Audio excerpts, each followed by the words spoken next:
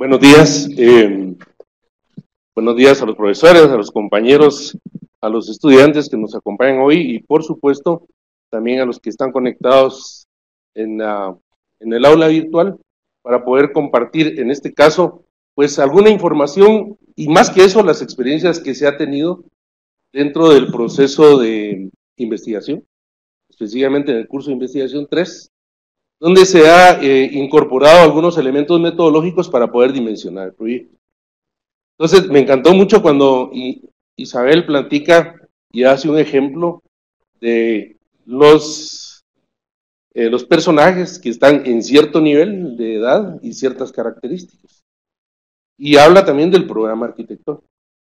Y también hace referencia a todo el contexto del desarrollo de una tesis. Entonces, en realidad, ¿por qué nace la propuesta de desarrollar una parte metodológica que incorpore al documento de tesis y a la investigación, específicamente en proyectos de arquitectura? Y es que una de las partes principales del proyecto arquitectónico que lo hace sostenible, sustentable y sobre todo para el estudiante justificar sus decisiones o apoyar sus decisiones, es tomar en cuenta la dimensión del proyecto. O sea, la dimensión del proyecto no lo da el alcalde, tampoco lo da el ministro, el viceministro, el director de una junta directiva, eso no es así. Lo da el contexto de la realidad. Entonces, la idea es un poco ir bajando gradualmente en las diferentes partes que pueden estar relacionadas con el dimensionamiento del proyecto. Y en realidad hay un tema desde el orden cuantitativo, pero finalmente en la tesis de arquitectura se desarrollan ambos métodos. Hay un aspecto, componente cuantitativo y hay un componente cualitativo. Ustedes lo van a poder ver. Entonces, como propósito es presentar los aspectos relevantes de la parte metodológica cuantitativa que aplican en la investigación en arquitectura.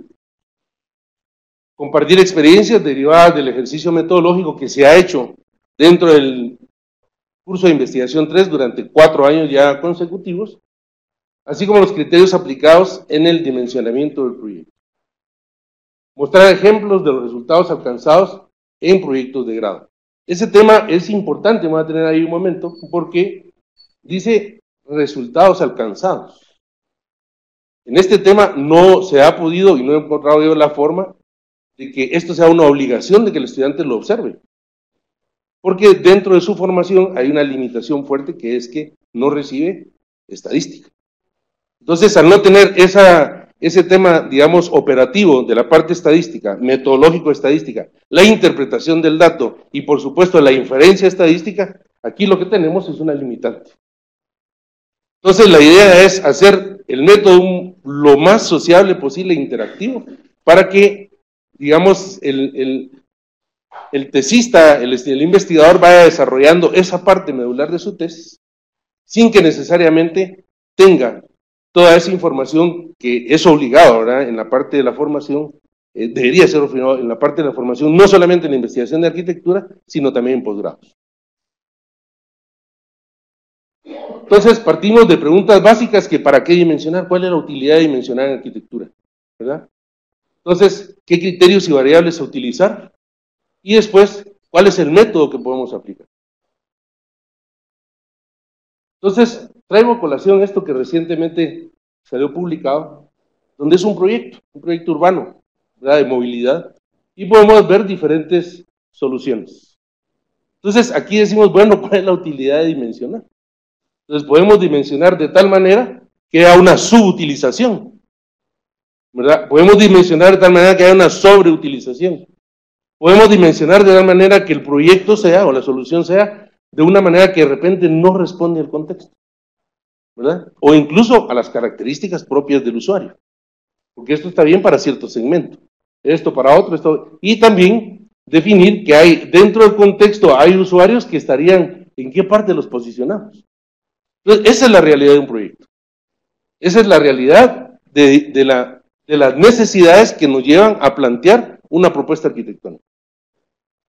Entonces, para determinar el tamaño del proyecto, o sea, la factibilidad técnica, estamos hablando de aspectos técnicos en este caso, que están conjugados en aspectos de inversión económica y también de impacto social, pero sobre todo la disponibilidad también de terrenos y la posibilidad que tenga el estudiante de interpretar estas variables para llevar a feliz término una propuesta sustentable y sobre todo que la pueda él defender. ¿Qué criterios o variables utilizar dentro de un contexto específico? Hablamos del entorno del proyecto, donde está ubicado. Y ahí podemos hablar de algunas premisas teórico-científicas, y es un tema que acá se incorpora, aunque la Facultad de Arquitectura no es un tema científico, es un tema totalmente técnico, ¿verdad? Entonces no podemos hacer en una facultad técnica investigación científica, sería un tema como un poco contradictorio. No digo que no debe ser así, no digo que debe ser así, creo que es un tema que hay que revisar. Entonces, dentro de esto, las premisas teórico-científicas que el estudiante adopta o debería adoptar son algunos supuestos, normas, políticas, planes, programas y proyectos y estrategias institucionales que son útiles para la toma de decisiones. O sea, con esto lo que estoy tratando de decir, o lo que estoy planteando concretamente es que el estudiante no se puede sacar de la mano el programa arquitectónico. ¿Por qué no lo puede hacer? Porque dentro del contexto específico, la infraestructura y el edificio o el objeto arquitectónico o urbano responde específicamente a esto, ¿verdad? Aparte, digamos, de algunas cuestiones puramente locales, naturales, el clima, etc. Ahí es donde el tema empieza a ser realmente asumiendo algunas posiciones de orden científico. Entonces, otro de los aspectos es que no debe estar olvidado es la visión de país. Cuando generamos un proyecto, normalmente, y no nosotros, cuando estamos apoyando un proyecto, cuando estamos apoyando una investigación, normalmente el estudiante dice desarrollar un proyecto arquitectónico como el objetivo general.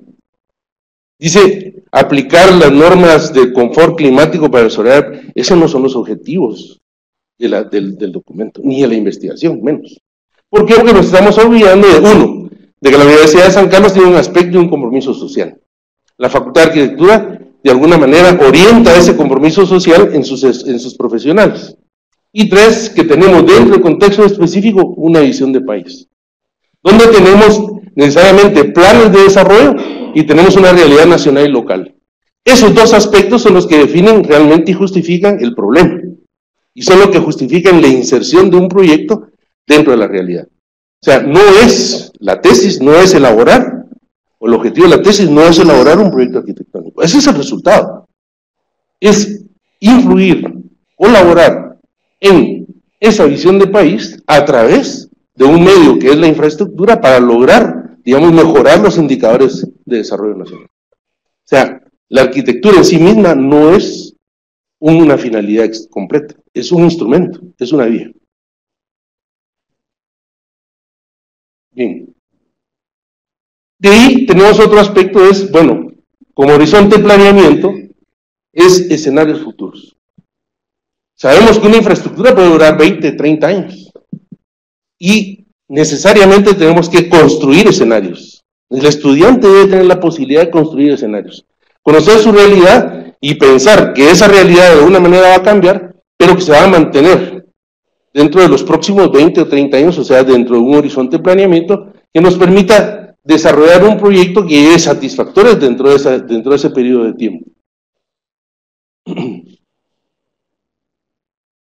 El escenario futuro es una premisa relevante para identificar el impacto de los proyectos e indicadores sociales, fundamentalmente beneficiarios. Nosotros no elevamos un proyecto para hoy, ni para mañana, ni para pasado mañana. Lo desarrollamos probablemente para el próximo mes y los siguientes meses y los siguientes años. La temporalidad del proyecto. ¿Cuál es la vida útil del proyecto? Hay muchos conceptos aquí, conceptos de cooperadores, que dicen que la vida útil del proyecto debe ser 30 años. ¿Y cómo se evalúa? En función de si al final de los 30 años el proyecto necesita reparaciones, actualizaciones, si estas son mayores del 30% es mejor una infraestructura nueva. Pero esos son paradigmas.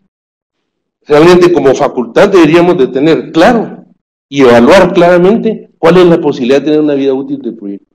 No solamente para hacer una investigación, para hacer posteriormente dictámenes técnicos y poder medir y evaluar si realmente el impacto en la infraestructura, en función de su funcionalidad, en función de su temporalidad y en los aspectos tecnológicos, está vigente.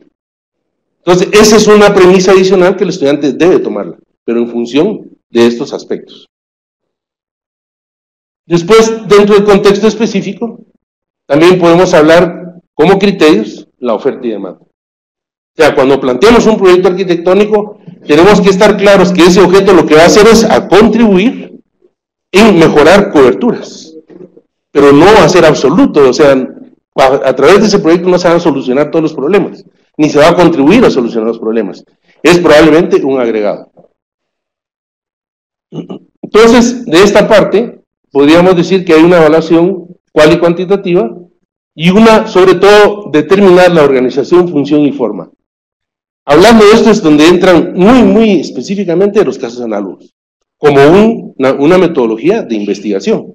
No un caso análogo que se va solamente para determinar los aspectos estéticos o tipos de arquitectura, sino ver cómo funciona. Porque de eso hay poco escrito, ¿verdad? ¿Qué armonía, qué balance tiene el proyecto arquitectónico en relación a la función y su forma, y no su forma arquitectónica? Además de eso, su forma de trabajo, su forma de organización. Y como variables, estamos dentro del contexto social, físico y natural, la población, el paisaje, el uso y potencialidad del suelo, la movilidad y el riesgo. Esos serían los factores donde estaríamos trabajando, las variables que nos llevarían, en todo caso, al dimensionamiento del proyecto. ¿Qué método aplicar? Métodos de cálculo hay, cuando hay normas, si existen. En Guatemala, los que tienen normas de construcción muy específicas es el Ministerio de Educación. Normas que fueron generadas alrededor de 1982 y que están vigentes y que son aplicables en los diferentes niveles de la parte educativa, incluso. Y claro, si no hay normas en Guatemala, y se hablaba de México. México tiene CONESCAL, que es la Comisión Nacional de Infraestructura Escolar, que tiene normativos también. Otros que tienen normativos, y a pesar como que no se pudiera pensar en eso, es el sistema penitenciario. La ley del sistema penitenciario establece claramente un programa arquitectónico de lo que debe ser atendido un recluso o un privado de libertad. Pareciera que no fuera importante, y es una de las cuestiones. Yo normalmente veo un anuncio que dice, que habla de la maestría en hospitalaria como una cuestión absoluta y lo más complejo que hay. No es cierto. Yo no he visto cuestión en temas de arquitectura más complejas que un sistema de presidios, porque ahí está todo. Está hospital, está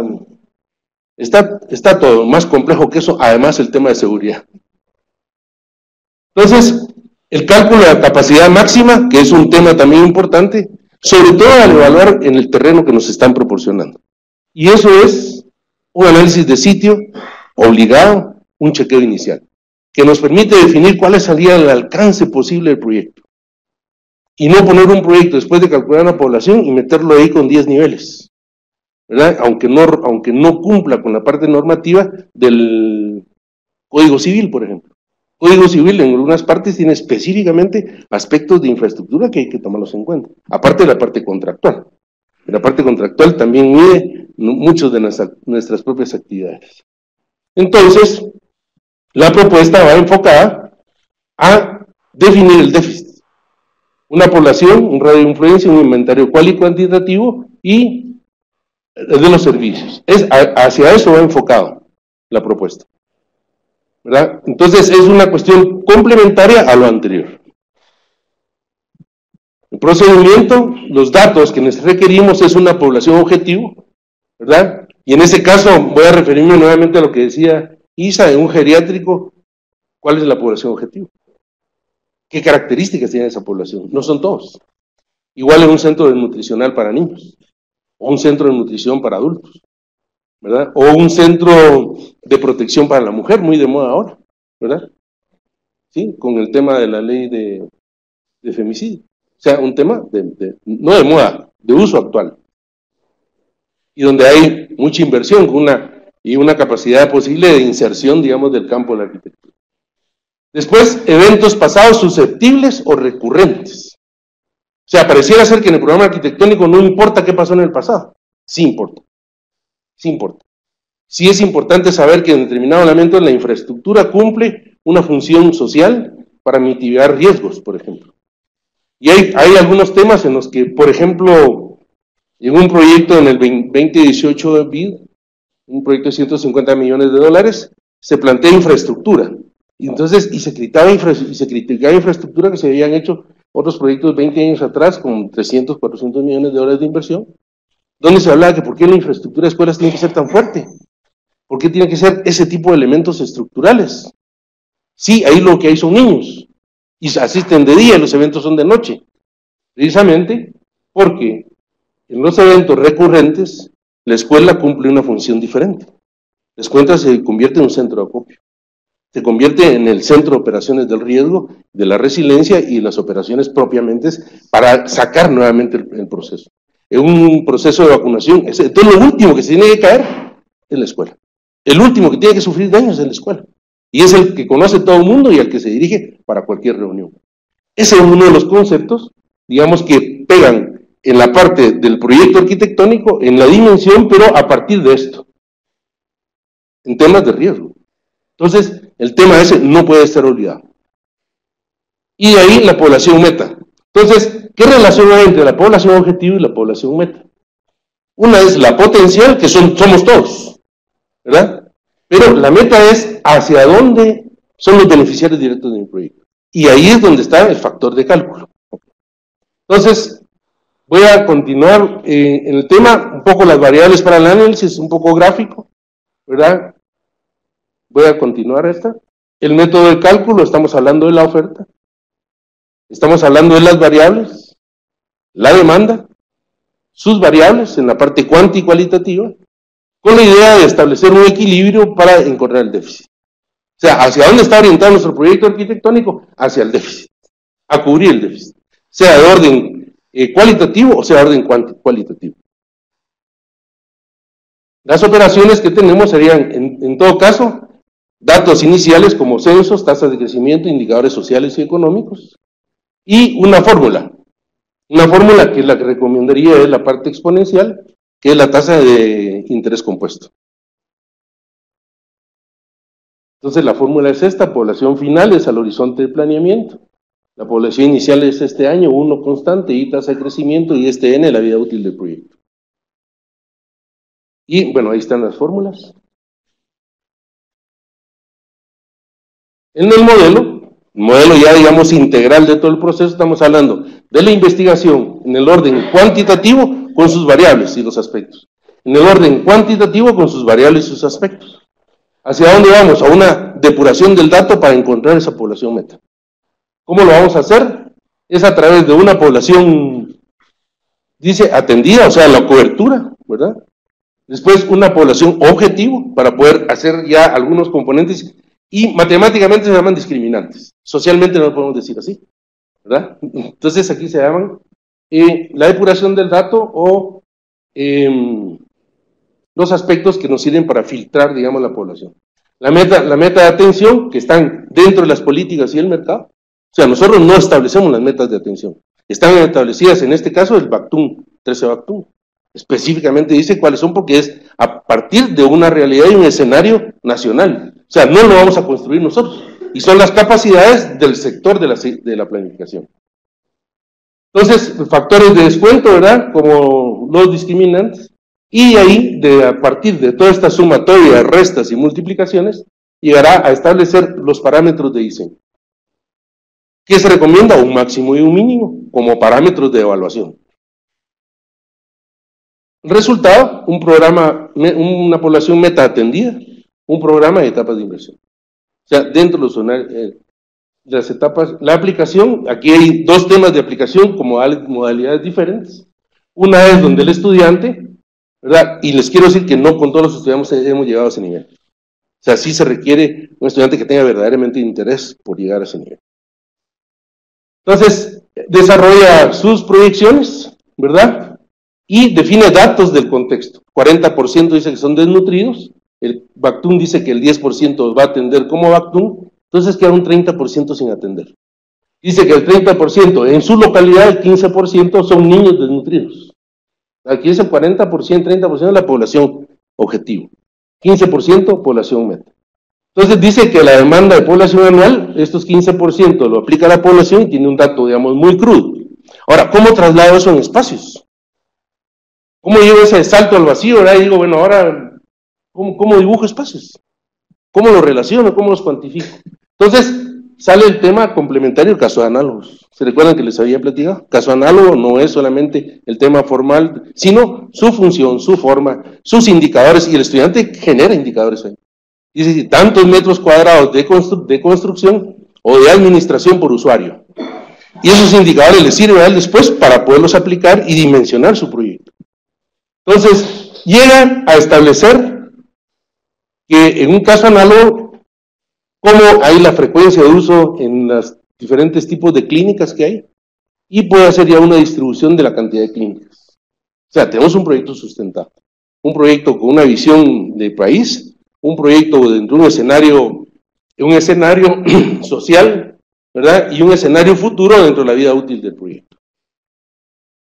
Este es otro estudiante que llega a un centro de salud y él parte a la inversa. O sea, el mismo método utilizado de dos maneras y que llega a la misma solución. No me voy a detener más en eso, que necesitaría pues un poco más, y eso lo podemos compartir y tener resultados. Es buscar impactos positivos en la calidad de vida. Ese es el proyecto. La tesis de la Facultad de Arquitectura no es hacer el diseño arquitectónico, es esto. Pues ahí cobra sentido tener un diseño arquitectónico con impacto social. Y obtener un equilibrio en la interacción y convivencia de las personas. O sea, un proyecto que no es ni más ni menos, que ni es subutilizado ni sobreutilizado, como vimos al inicio de la primera figura. Conclusiones, o sea, establecer un dimensionamiento las dimensiones reales de un proyecto a partir de análisis de su ambiente socioeconómico, da como resultado una inversión idónea. O sea, ni más ni menos, es lo que se requiere para ese nivel. Da una programación de inversión en el tiempo.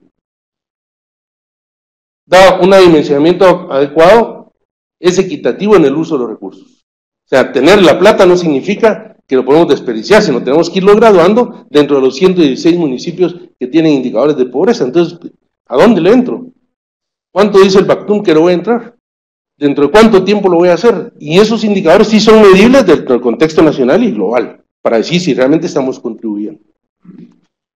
Un poco de esto, en la última reunión de coordinadores también se presentó una propuesta, ¿verdad?, en la que me permití ahí hacer la propuesta para que la facultad pueda construir a partir de los proyectos que genera indicadores de impacto social. Y ya llegamos a una primera matriz y un compromiso, por lo menos, de implementarlo en nivel de formación profesional específica, para traducir no solamente en costos, que es lo que hace EPS muy bien, por cierto, sino esos costos que implican en la contribución de los índices de desarrollo como Facultad de Arquitectura. Bien, un poco la bibliografía, ¿verdad?, generada, y pues estamos a la orden para poder discutir este tema. Creo que hay mucho que platicar, ¿verdad?, pero igualmente hay que hacer, también la crítica es bienvenida, y sugerencias para poder mejorar esto. Definitivamente es un tema que hay que incluirlo dentro del reglamento. Hay que incluirlo probablemente dentro del pensum para poder exigir una evaluación de esto. De lo contrario, solamente queda la buena voluntad de aquel estudiante que quiera aprender más. Y si no, tampoco vamos a poder lograr esos indicadores de impacto social como Facultad de Arquitectura. Bien, muchas gracias.